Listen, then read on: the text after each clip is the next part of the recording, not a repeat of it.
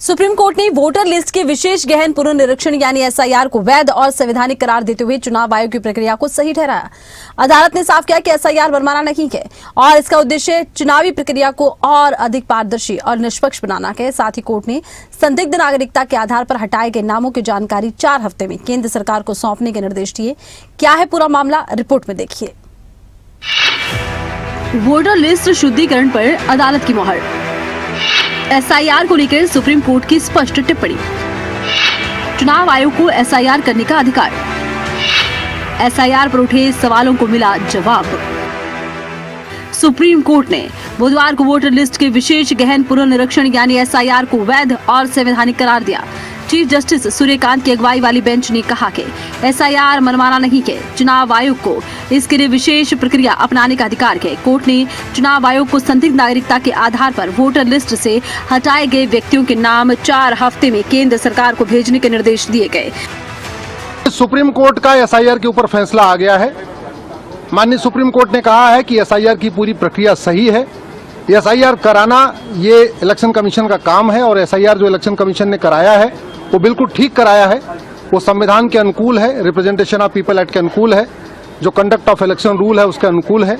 जो एसआईआर के बारे में बहुत सारे अपवाद बताए गए थे, एसआईआर की बहुत सारी कमियां बताई गई थी, माननीय सुप्रीम कोर्ट ने उन कमियों को स्वीकार नहीं किया है और कहा है कि बिल्कुल इलेक्शन कमीशन ने फ्री एंड फेयर तरीके से पूरा एसआईआर किया है। हमने जो पीआईएल फाइल किया था उसमें मांग किया था एसआईआर रेगुलर इंटरवल पे होना चाहिए। एसआईआर हर 5 साल में होते रहना चाहिए, क्योंकि एक भी अगर कोई विदेशी व्यक्ति का नाम वोटर लिस्ट में है तो वो पूरी तरीके से हमारे इलेक्शन लॉज के खिलाफ है, फ्री एंड फेयर इलेक्शन के कॉन्सेप्ट के खिलाफ है।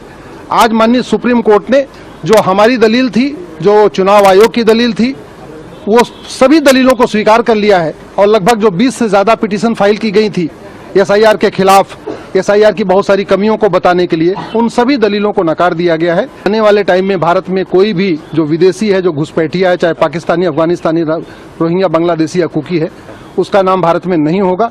एक और भी बहुत ही महत्वपूर्ण कार्य किया है माननीय सुप्रीम कोर्ट ने। उन्होंने आदेश दिया इलेक्शन कमीशन को कि जिन लोगों का नाम डिलीट हुआ है 2003 के जो एसआईआर हुआ था, उन सभी मामलों को जो वहां पे उसको सौंप दिया जाए सिटीजनशिप कंफर्म करने के लिए। एक बात यह भी कहा है कि यहाँ एसआईआर में जिसका नाम कटा है उससे ये नहीं कंफर्म होता है कि वो विदेशी हैं, लेकिन ये भी कहा है कि जिन लोगों का नाम कटा है उनको कंफर्मेशन के लिए वापस वहाँ ट्रिब्यूनल में भेज दिया जाए, जो सिटीजनशिप एक्ट के अंतर्गत वो ट्रिब्यूनल बना होता है, और जिससे उनका कंफर्म हो जाए कि वो भारत के नागरिक हैं या नहीं है। चुनाव आयोग ने जून 2025 में बिहार से एसआईआर की शुरुआत की थी, क्योंकि फैसले के बाद सबसे पहले यही चुनाव होने थे। इसके बाद पश्चिम बंगाल, केरल, तमिलनाडु, पुडुचेरी में एसआईआर करवाया गया। असम में स्पेशल रिवीजन हुआ था और अब तक 10 राज्यों में और 3 केंद्र शासित प्रदेशों में एसआईआर हो चुका है। इसमें अब तक कुल 7.41% वोटर्स के नाम कट चुके हैं, जबकि यूपी में 2.89 करोड़ नाम कटे हैं।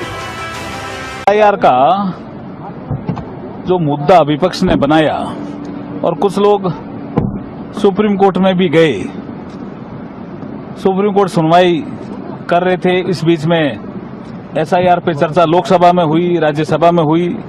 सरकार की ओर से इलेक्शन रिफॉर्म पे जो चर्चा हुई उसमें जवाब भी आया, मुख्यतः एसआईआर पे थी।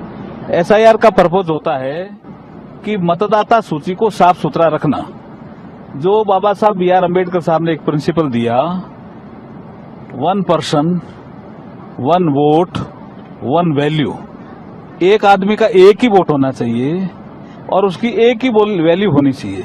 अब कई जगह एक आदमी था, उसके 2-2, 3-3 जगह मतदाता सूची में नाम था। कुछ लोग थे जिनका मतदाता सूची में नाम नहीं था। इसलिए शुद्धिकरण के लिए, मतदाता सूची को ठीक करने के लिए एसआईआर की प्रक्रिया थी। इन्होंने चैलेंज किया, कभी बहाना लिया कि समय ठीक नहीं है, कभी कहा कि इसका आधार कोई चुनावी है। ऐसा कुछ भी नहीं। माननीय सुप्रीम कोर्ट ने सारी चीजें क्लियर की है। हम इस फैसले का स्वागत भी करते हैं और विपक्ष को ये कहना चाहते हैं कि आप एसआईआर को सब्जेक्टिव कैसे देख सकते हो जी। जब आप केरल में जीतते हो तब तो कहते हो एसआईआर ठीक है, और कहीं हारते हो तो कहते हो एसआईआर ठीक नहीं है। आइए अब आपको एसआईआर से जुड़े कुछ सवाल और उनके सवालों का कोर्ट ने क्या कुछ जवाब दिया है ये बताते हैं। एसआईआर पर सुप्रीम कोर्ट का जवाब। एसआईआर का मकसद चुनावी प्रक्रिया को कमजोर करना नहीं बल्कि निष्पक्ष और पारदर्शी चुनाव सुनिश्चित करना। एसआईआर की प्रक्रिया संतुलित और सही है, इसमें कोई मनमानी नहीं हुई। चुनाव आयोग ने जो कदम उठाए हैं वो जरूरत से ज्यादा सख्त या गलत नहीं है। चुनाव आयोग ने जिन दस्तावेजों की मांग की है उन्हें मनमाना नहीं कहा जा सकता। बिना किसी नियम या दिशा निर्देश के दस्तावेजों की जांच करना भी सही नहीं होगा। हाल ही में 5 राज्यों में हुए विधानसभा चुनाव में एसआईआर का मुद्दा खूब छाया रहा था। चुनावी राज्यों में एसआईआर के दौरान कितने वोट कटे वो भी आपको बताते हैं। 5 राज्य एसआईआर का क्या असर। बिहार 65 लाख वोट कटे, पश्चिम बंगाल 90.83 लाख, तमिलनाडु 97 लाख, पुडुचेरी 9.18 लाख, 53,229। वहीं एसआईआर पर विपक्ष का आरोप है कि इस प्रक्रिया से लोगों को वोटिंग के अधिकार से वंचित करने की साजिश हो रही है। विपक्ष का कहना है 2003 से आज तक करीब 22 साल में बिहार में कम से कम 5 चुनाव हो चुके हैं, तो क्या वो सारे चुनाव गलत थे? नहीं, एसआईआर अवैध कब थी? एसआईआर तो वैध ही थी। एसआईआर का दुरुपयोग हो रहा है। एसआईआर पहली बार नहीं हो रही है। एसआईआर का जो दुरुपयोग हो रहा है कि आप वोटर लिस्ट को विलोपित कर करके और उसे आप अपील के अंदर पेंडिंग कर देते हो। बाद में अपील होगी, वो जीत जाता है और उसका वोट का अधिकार बहाल हो जाता है। तो आप बताइए, उसके बिना चुनाव हो गया तो वो चुनाव वैलिड रहेगा क्या? नंबर 1 बात। नंबर 2 बात, अब उत्तर प्रदेश में एसआईआर हो गई। एसआईआर के बाद सारी फाइनल लिस्ट आ गई। अब तो कोई वोट नहीं कटना चाहिए ना। जब आपने इतनी कवायद की तो अब कह के वोट काटेंगे आप? अभी इन्होंने फॉर्म, मुझे जो जानकारी है, इन्होंने फॉर्म तैयार करके रख रखे हैं। तो जो फर्जी फॉर्म 7 जमा होंगे उनके ऊपर आप वोट काट दोगे और उन्हें कह दोगे साहब अपील में चले जाओ और चुनाव निपटा दो। चुनाव के बाद अपील डिसाइड होती रहेगी। तो इतने लोगों को आप वोट से एक साथ बाहर कर दोगे।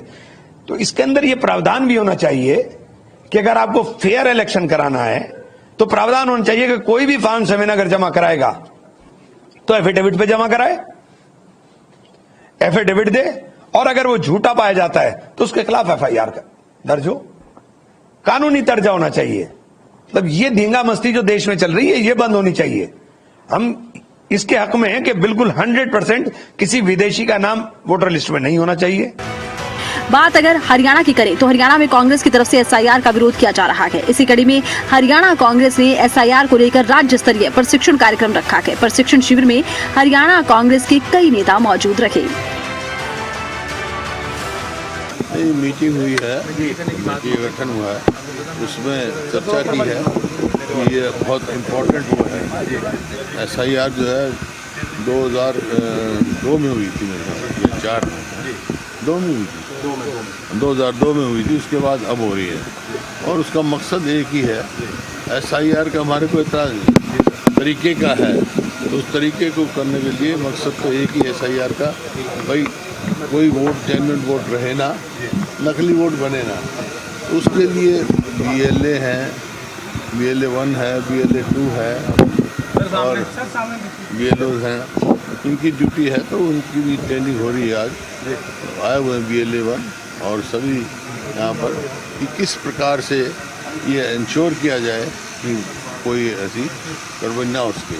मकसद ये है कि लोगों को सचेत भी किया जाए, अवेयरनेस भी की जाए कि भाई आपकी वोट कटे ना। लोगों को अवेयरनेस करें, आपके माध्यम से हम सब जगह करेंगे ताकि लोग इस बात से सचेत रहें और तैयार रहें। और इसमें कोई भी हम कांग्रेस ये इंश्योर करेगी, पूरी जिले में भी जाएगी और भी जाएगी कि कोई भी हमारी वोट कटे ना, नकली वोट बने ना। सर 3 जून को आपने मीटिंग बुलाई है प्रदेश के मुद्दों पर। 3 जून को विधायक दल की बैठक भी आपने, विधायक दल की मीटिंग बुलाई है। आखिरकार एसआईआर क्या है, ये कैसे होता है, ये भी आपको बताते हैं। एसआईआर में वोटर लिस्ट का वेरिफिकेशन किया जाता है। घर घर जाकर मतदाताओं और उनके दस्तावेजों का सत्यापन किया जाता है। फॉर्म भरवाए जाते हैं, पुराने रिकॉर्ड से मिलान किया जाता है। वोटर लिस्ट से फर्जी या डुप्लीकेट नाम काटे जाते हैं। मृत या दूसरी जगह पर शिफ्ट हो चुके वोटर्स को छांटा जाता है। योग्य नागरिकों के नाम जोड़े जाते हैं। एसआईआर के बाद लिस्ट जारी की जाती है। नाम कटने के बाद लोगों को आपत्ति दर्ज करवाने के लिए समय दिया जाता है और इसके बाद फाइनल लिस्ट जारी की जाती है। फिलहाल सुप्रीम कोर्ट द्वारा एसआईआर को वैध और संवैधानिक करार दिया गया है। अब ये साफ हो गया है कि चुनाव आयोग की ये प्रक्रिया कानूनी दायरे में है। इसका मकसद वोटर लिस्ट को अधिक पारदर्शी और निष्पक्ष बनाना है। कोर्ट के इस फैसले ने प्रक्रिया पर उठ रहे सवालों को लेकर एक स्पष्ट दिशा निर्देश दिया है। डेस्क रिपोर्ट, खबरें अभी तक।